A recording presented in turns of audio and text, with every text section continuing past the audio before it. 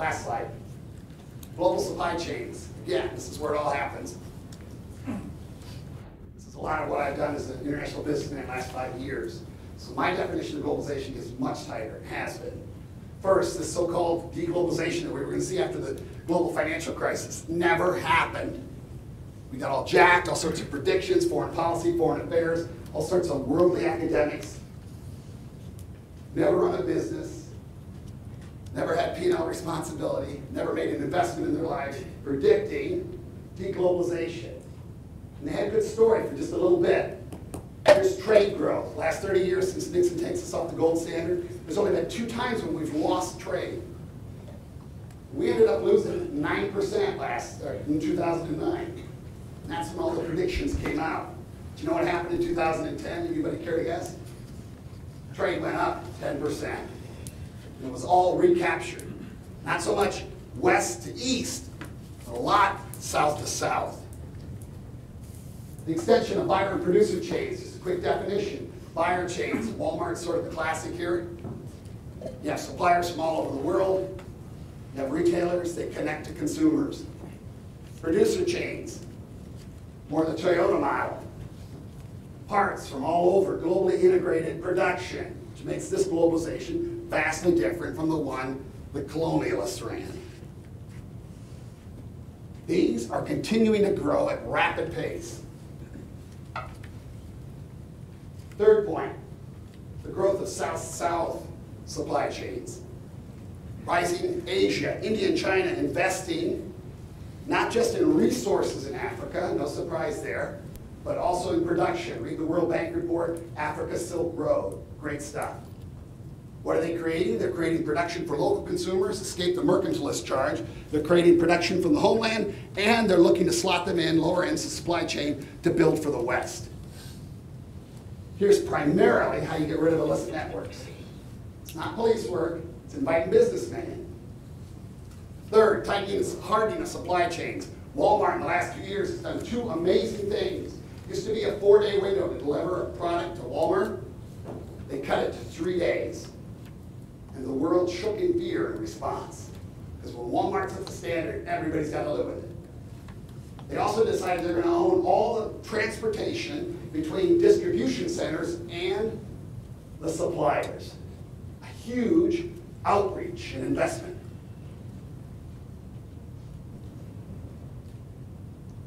The promise of true transparency finally at hand. We got those models. Friedman talked about it in his book, Olive and Lexus.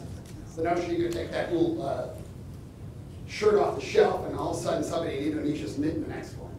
So, okay, that didn't happen. Let me explain why it didn't happen.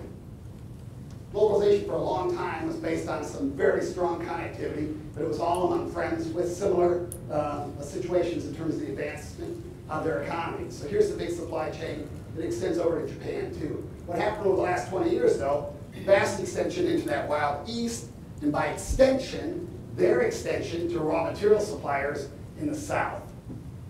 So the reason why we didn't get the great transparency which exists between the US and Europe, US and Japan, is that we expanded these networks tremendously. Now the technology finally catches up. We're going to start seeing the transparency we want over the next 10 years. Huge revolution coming in the technology supply chain management. Fascinating field. And the last point, the rise of globally integrated enterprises. Jack Welch says you cannot compete globally unless you can compete in China. My addendum is you can't compete in China unless you're Chinese. Why? They want their companies to do well. So no, they're not turning over the business intelligence for 1.3 billion consumers to Google for free. And we consider that bizarre and frightening. They want their own company to dominate. So what's the choice companies face? You go global with Chinese firms. This is what GE and GM are doing right now. GE combines with an avionics firm in China, going to take on Airbus and Boeing. GM combines with SAIC, going to take on Tata in Southeast Asia and South Asia. There's the rise of truly globally integrated enterprise. Sam Palmisano, IBM CEO's notion. That plus smart cities, again IBM, again is going to get you about 80% of your solution. So understand your place, this entire effort. It's absolutely crucial. okay? But the real answer is going to come from the private sector.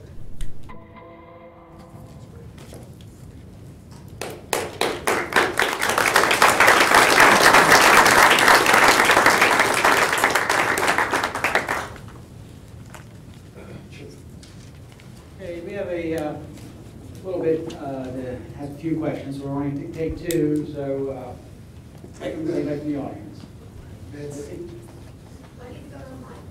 Sure. That's okay.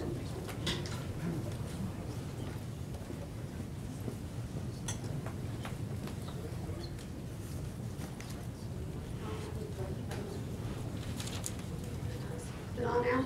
Yes. That was really brilliant.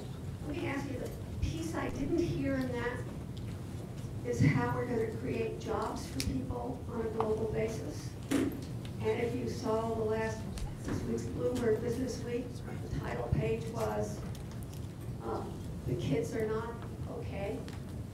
Whose kids are those? Worldwide. How do you keep people employed and occupied? I mean, this is a very interesting financial story, but if you have 20% globally of people unoccupied and become wall supports, that becomes a serious problem in terms of, I mean, we're seeing it in Egypt where they say, I want jobs and I want food. Right. So you can't get a job in Egypt when you're a young man, you can't pay a dowry, you can't pay a dowry, you can't get married. When I get pissed off young men, that is the fastest way to do it. I wish I had an answer for everything. I'd love to be able to give you the slide that just wraps up the entire global economic picture. What I will tell you is this. There's always the impetus to have to go up the production chain.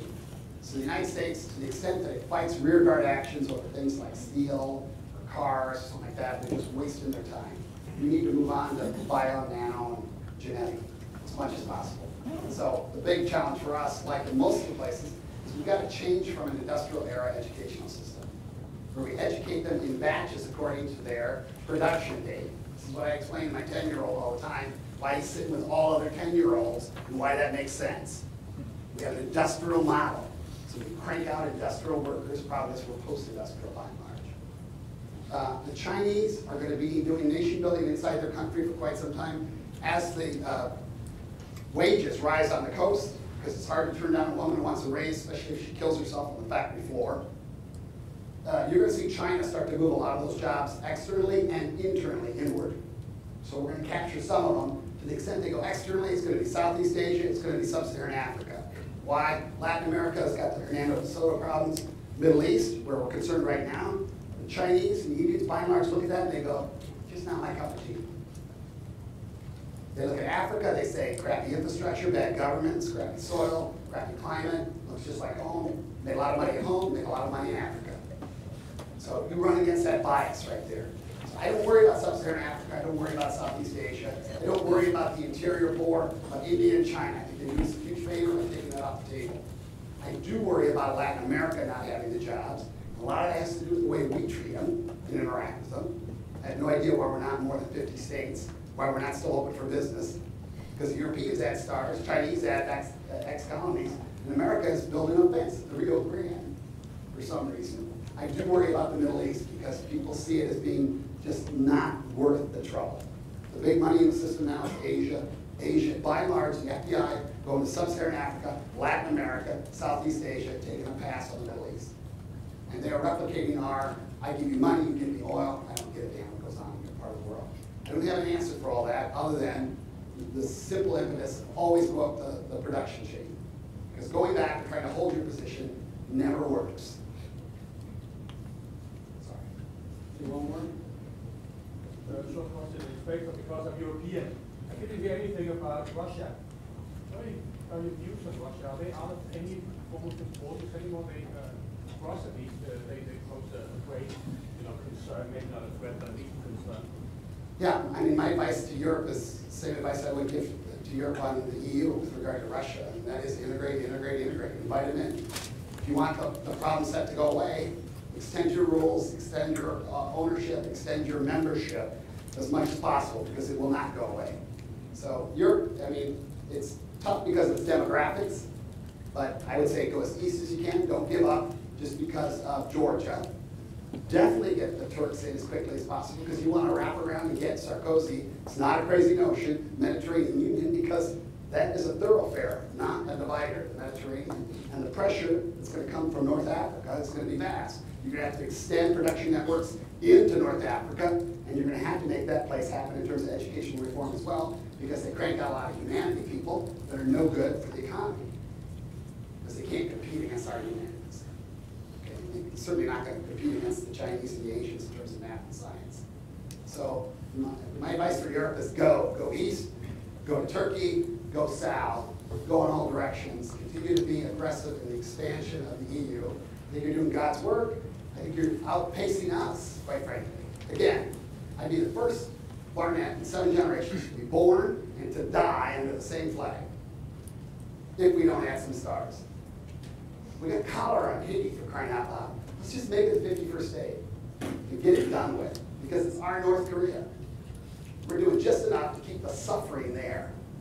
And we bitch at the Chinese over North Korea, and we say, but we can't do anything about Haiti. It wouldn't be any worse than Rhode Island, quite frankly, in terms of corruption. And with countries in that part of the world dollarizing their economies, I mean, the package is already there. Plus, you got the geezer. It's not exactly the Oklahoma land rush, but a lot of older Americans kind of working their way down into Latin America because it's cheaper to retire there. Eventually you get enough accumulation, they turn it out and they say, just like they did in the West, make us part of America. It can work out, but our problem is we have gotten so stuck in this firewall mentality because of 9/11. Classic example, Customs and Border Protection. We got more agents on the border with Canada now than we did during the Prohibition era. What the hell is that about in a networked monitoring age? Honestly, you talk to Customs and Border Protection, they want to send their stuff all over the world and be part of a foreign aid package. They don't sit at that table. So there's a chunk of my department of everything else, as I call it, that should have been part of that sysadmin function. Instead, got sucked into DHS because of our firewall mentality after 9/11. You went exactly the wrong impulse. And to do anything other than harden and tighten and get more freaked out, look at the argument we're having on rare earth metals now with the Chinese, which is nonsense, quite frankly. All these resource wars logics are nonsense. They make no sense whatsoever from an economic perspective. They make no sense politically either. We're just watching people replicate behavior from our past. We gotta wait for them to grow out of it. And we don't give into it by matching them with idiotic firewalling mentality. And the Europeans actually are outperforming us dramatically, and all I can say to all those problems is outperform us more. Because the short answer is all those problems are going to be yours unless you rush through them and embrace them. And I know it's hard given the demographics, but I think everything we see on this Islamic population growth in Europe, I think it's overblown in terms of its danger. I think Europe's much stronger. Nobody goes to Europe to do anything other than be Europeans. This is a great place. Well, on behalf of the organizers, I'd like to thank Thomas Barnett, presenting with the 50th anniversary DIA Hub. Excellent.